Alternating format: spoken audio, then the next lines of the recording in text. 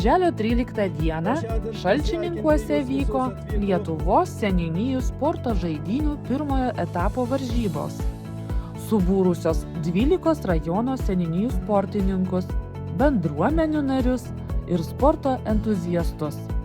Žaidynių atidaryme dalyvavęs Šalčininkų rajono vicemeras Valdemaras Liževskis pasveikino dalyvius, palinkėjo jiems sėkmingų startų, gerų rezultatų, garbingos kovos ir draugiškų susitikimų su varžovais.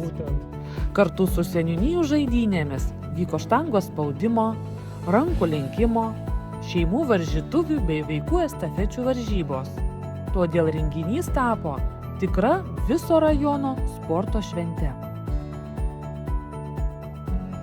Seniūnijų žaidynėse sportininkai varžėsi parko tinklinio 3x3, mini futbolo, krepšinio 3x3, smiginio, šachmatų, šaškių, virvės traukimo ir stalo teniso rungtyse.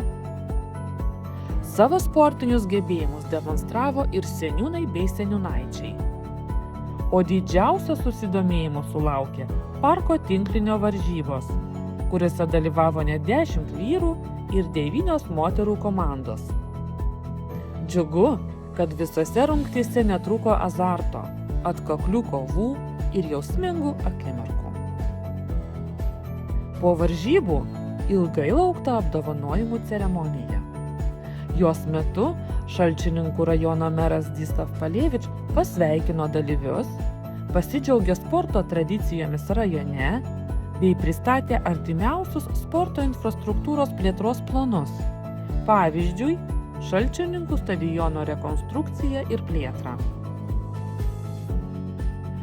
Rajono seniūnijų žaidynės dar kartą parodė, kad sportas vienija įvairaus amžiaus žmones, stiprina bendruomeniškumą ir skatina aktyvų gyvenimo būdą. Renginys tapo puikia proga ne tik varžytis, bet ir bendrauti, palaikyti savo seniūnijų komandas bei kartu kurti sporto tradicijas rajone.